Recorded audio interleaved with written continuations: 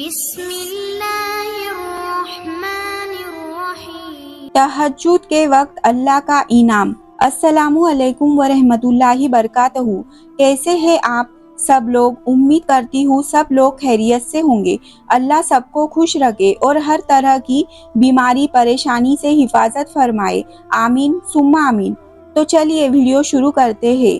دوستو، آپ ویڈیو کو لائک کر کے چینل کو سبسکرائب ضرور کریں۔ تو چلیے ویڈیو شروع کرتے ہیں۔ دوستو، یاد رکھو اللہ کا دین بالکل بے لاگ ہے، مطلب بہت خراج صاف، بالکل الگ ہے۔ اسلام بہت خوبصورت دین ہے۔ اس میں تمہارے لیے وہی کچھ ہے جس کے تم اپنے اعمال اور اعمال کے لحاظ سے حقدار ہو۔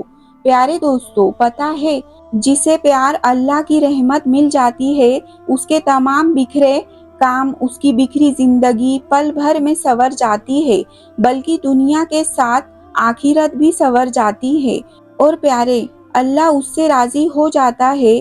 دوستو، وہ شخص بہت خوش نصیب ہوتا ہے اور اللہ کا محبوب ترین انسان ہوتا ہے جو تہجد تک پہنچ جاتا ہے، کیونکہ یہ وہ بلاوا ہوتا ہے تو اسے اپنے رب سے ملتا ہے۔ تہجد کی سب سے بڑی طاقت یہ ہے کہ تہجد تمہاری دل کو اللہ کی طرف موڑ دیتی ہے، پھر انسان کی طلب نہیں جگاتی، پھر اللہ سے ملاقات کی طلب سونے نہیں دیتی، پھر بس اللہ سے محبت ہو جاتی ہے، بے پناہ محبت۔ تہجد ایک ایسی لاڈلی عبادت ہے جس کا بلاوا عرش سے آتا ہے، اور یہ بلاوا اس کے لیے آتا ہے جسے اللہ نے چنا ہوا ہوتا ہے، اور یہی نہیں، اس کی خوش نصیبی ہے۔ اور جب انسان عبادت کر رہا ہوتا ہے، اللہ پاک اپنے اس بندے کو پیار سے دیکھتا ہے اور اپنے نیک بندوں کی اسی عبادت سے انہیں سکون بخشتا ہے اور ان کی تمام خواہشات پوری کرتا ہے جو وہ چاہتا ہے۔ جو دعائیں تمہاری اتنی پیاری ہوتی ہیں نا، انہیں مانگنے کا انداز بھی بہت پیارا ہونا چاہیے، اتنا پیارا کہ اللہ پہلی بار میں ہی ان پر کون کہہ دے۔ اور پتہ ہے اللہ کو اتنا پیارا انداز کس کا لگتا ہے؟ تہجد پڑھنے والوں کا۔ آپ کو جو چاہیے، اگر آپ نے ان سے تہجد میں نہیں مانگا تو کیا مانگا؟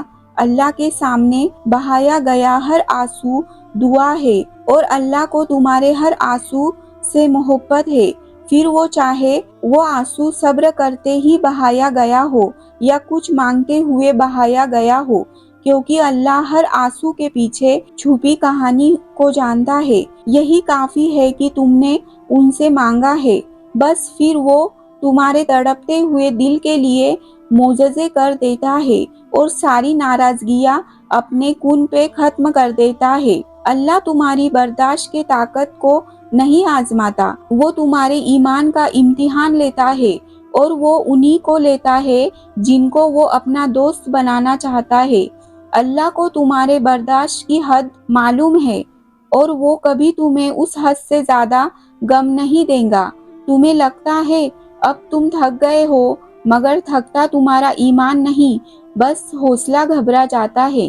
جانتے ہو دوستو، جب اللہ کن کہتا ہے نا، تو ناممکن ممکن بن جاتا ہے اور دعا مقدر پر بھاری پڑ جاتی ہے۔ اللہ سے مانگتے رہا کرو، کیونکہ جو اللہ سے مانگنا نہیں چھوڑتے، اللہ ان کے لیے ان کے چاہ میں بہتری کی گنجائش نکال لیتا ہے، اور ساری بات بس اللہ کی رضا کی ہی ہوتی ہے۔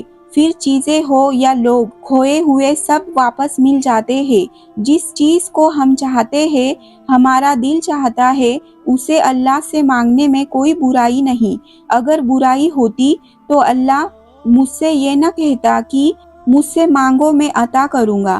ٹوٹے ہوئے دل سے نکلنے والی دعا نصیب بدلنے کی طاقت رکھتی ہے۔ دوران سجدہ تڑپ کر اللہ کو لگائے جانے والی آواز قبولیت جتنا اثر رکھتی ہے، اللہ بدلہ دیتا ہے۔ حالات کوئی بھی ہو، آزمائش ہمیشہ نہیں رہتی، اللہ لوٹا دے گا تمہیں ہر وہ کھوئی چیز جسے وقت تہجد تمہاری نگاہ ڈھونڈتی ہے۔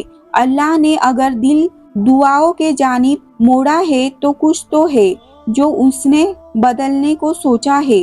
ہو سکتا ہے جو اللہ نے تم سے لے لیا ہے اسے ہی تمہیں بہتر بنا کر واپس دے دیا جائے۔ یہ بھی ممکن ہے جو لیا گیا ہے اس سے بہتر تمہیں عطا کر دیا جائے۔ جب کوئی بھی نہیں ہوتا تب بھی اللہ تمہارے ساتھ ہوتا ہے۔ تمہیں امید نہیں، اللہ پر یقین ہونا چاہیے کہ راستے جتنے بھی دشوار کیوں نہ ہو، اللہ اپنے بندے کے لیے راستے نکال ہی دیتا ہے۔ یقین رکھو، جب اللہ کی مرضی ہوگی تو پھر کوئی بھی ممکن ناممکن کی کہانی نہیں رہیں گی۔ تم بس اللہ پر یقین رکھو۔ کب ملے گا، کتنا ملے گا، وہ میرا سنے گا یا نہیں سنے گا، کیسے ملے گا، مجھے ہی کیوں دے گا، یہ سب کچھ سوچنا تمہارا کام نہیں ہے۔ تمہاری دعاؤں میں اتنی طاقت ہے کہ تم دعاؤں سے اپنے نصیب بدل سکتے ہو۔ پیارے دوستو، نبی کریم صلی اللہ علیہ وسلم نے فرمایا، جب تم رات کے اندھیرے میں اٹھ کر قیام کرتے ہو، اللہ کا خوب ذکر کرتے ہو، اس سے دعائیں مانگتے ہو، تو فرشتے تمہیں گھیر لیتے ہیں اور اللہ کی رحمت تمہیں ڈھانپ لیتے ہیں اور تمہیں سکینت، آرام، چین نازل ہوتی ہے۔ پیارے دوستو، نماز تو ہمارے اوپر فرض ہے، 5 ٹائم کی نماز تو ہمارے لیے فرض ہے، اور آپ کو پتا ہے فجر میں فرشتے آتے ہیں۔ حدیث سے ثابت ہے کہ بہت سے فرشتے صرف تلاوت سننے کے لیے آتے ہیں، اور حدیث میں ہے کہ جب کوئی شخص تہجد میں قرآن کی تلاوت کرتا ہے تو بھی فرشتے کو بہت اچھا لگتا ہے اور وہ پاس میں بیٹھ کر سنتے ہیں۔ سنو دوستو، اس کی بادشاہ بہت اعلیٰ ہے، اس کی بادشاہی میں عنایت کے خزانے بھرے پڑے ہیں۔ وہ تمہاری نیند سے بھری آنکھیں اور راتوں کو اٹھ اٹھ کر آنکھوں سے بہتے آنسوؤں اور اٹھے ہوئے ہاتھوں کی لاج ضرور رکھے گا۔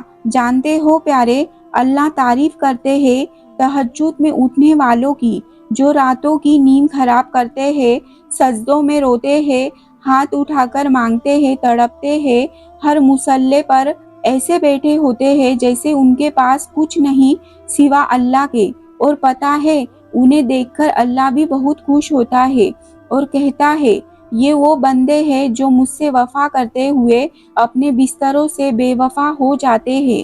پیارے دوستو، آپ کا دل جب بھی بے چین ہو تو آپ کو تہجد کی نماز پڑھ لینا ہے اور پھر دیکھنا کہ کیسے اللہ آپ کے لیے راستے کھول دیتا ہے۔ انشاءاللہ تمہیں نہیں پتا کہ تم ہر جگہ اس کے علم، اس کی قدرت سے باہر نہیں ہو، چاہے تم اکیلے تنہائی میں ہو یا پھر بھیڑ میں، میلے میں ہو، اللہ تعالیٰ اسی جگہ تمہاری زندگی کا سامان کر رہا ہے۔ قرآن کہتا ہے، مشرق اور مغرب سب اللہ کے ہیں، جس طرف تم رخ کرو گے اسی طرف اللہ کا رخ ہے۔ پیارے، اللہ بہت مہربان اور بہت بابرکت والا ہے، وہ ہر چیز، ہر شے پر قادر ہے۔